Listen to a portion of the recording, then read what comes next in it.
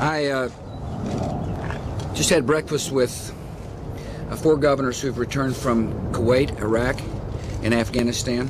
I invited Secretary Rice and Secretary Rumsfeld, as well as Steve Hadley and Josh Bolton to breakfast so that we could hear from these governors. First of all, I want to thank the 4 of them for traveling overseas. Particularly want to thank them for going to see our men and women who are helping secure freedom and peace. I thank them for sending a message from home that we care about them, that we care about our troops, that we'll support our troops, that we appreciate the fact that people are willing to make sacrifices. I assured them that our goal in Afghanistan and Iraq is victory. And victory will be achieved when there is a democracy in both countries that is able to sustain itself and defend itself. Secretary Rice brought the governors up to date about a conversation she had with Ambassador Khalilzad.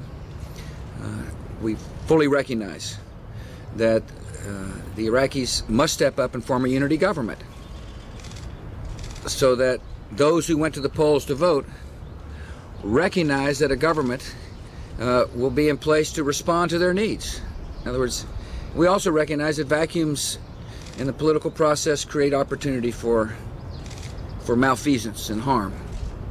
And so we assured these governors that we understand full well that the political process in Iraq must occur soon, and we're working toward that end.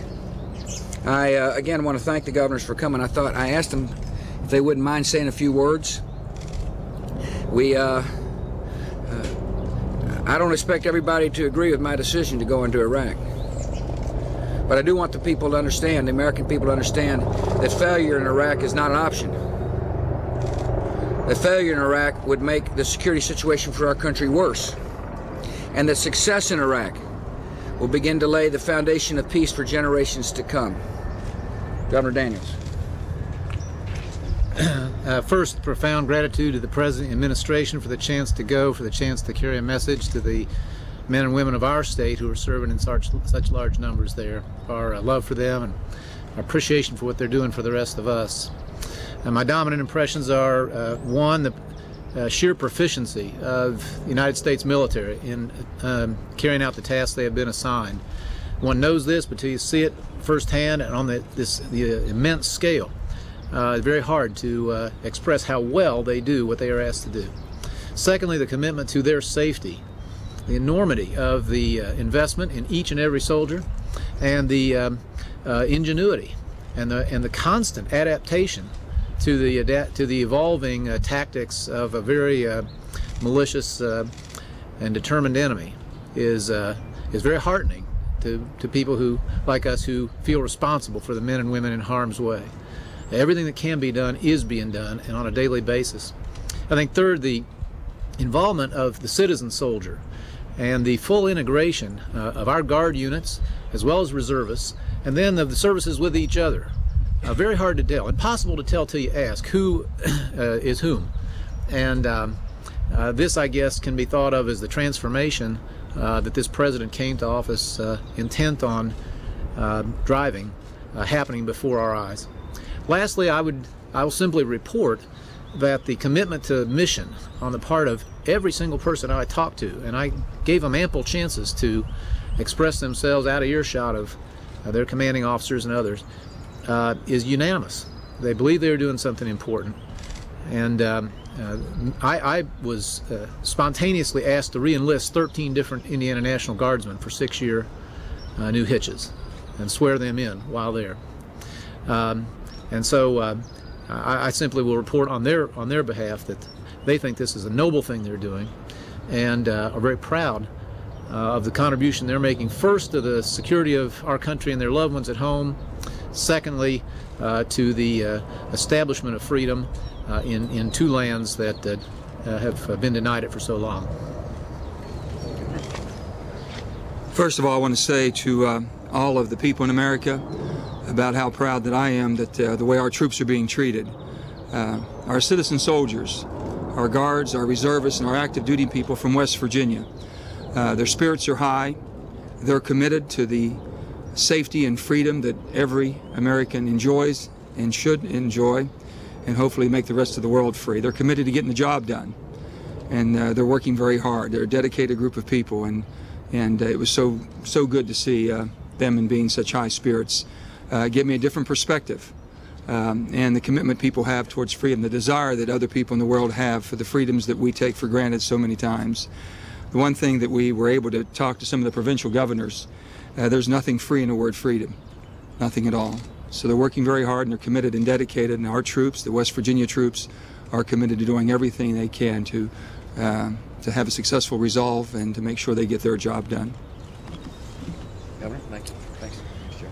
The issues in Afghanistan and Iraq are extraordinarily complex. What you have is simultaneously trying to build a government, an economy, and provide security.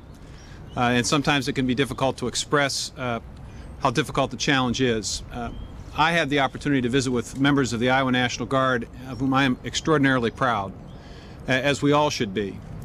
Two small, very short stories reflect my images of my trip.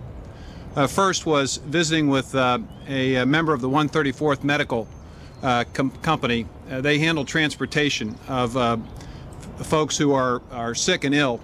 They provide transportation for our soldiers, but they also provide transportation for Iraqi citizens and also detainees. And they do it in a professional and extraordinary way. They, in fact, have saved lives of detainees and have expressed pride in the job that they've done. The second story is of an individual, Robert Staves, who is currently an instructor at the University of Northern Iowa. He has been instructing the ROTC there. He is now finding himself in Afghanistan as part of the training corps for the Afghan Army. He explained it this way. He said, "Governor, what I see every day is hope in this country." And I said, "Precisely what do you mean by that?" He said, "I see it in the faces of the children walking to school, particularly the young girls walking to school, hand in hand with book bags. They are thirsty for freedom and thirsty for an education." There may be disagreements on policy, but no one can disagree with the fact that we have extraordinarily brave, competent, and dedicated individuals in the armed forces serving in both Afghanistan and Iraq. Thank you, Tom. Appreciate you. Go get him.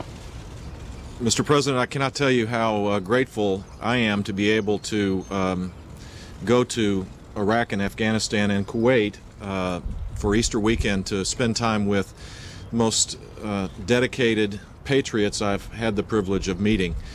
Not just from Florida, but all across the country. These men and women, whether they're reservists, guard, or enlisted men and women, are doing heroic work. They're well trained, they're well taken care of, their morale is high, they're totally focused on the mission, there is a strategy that they're implementing. It was inspirational, and I'd just like to reiterate what the other governors have said, that it is very important that we stay the course, that we provide support for these incredible people that are doing such a service for liberty around the world and protecting our freedoms here. Thank you for allowing us to go. Yeah, again, I want to thank the four governors for coming. Thank you for your eloquent statements. I appreciate your service to our nation. I assured the governors that the United States will complete the mission, that we will honor those who've paid the ultimate price by completing the mission, that we will help those who desire to live in freedom, and in so doing, we will lay the foundations of peace for a generation to come. I appreciate you all coming.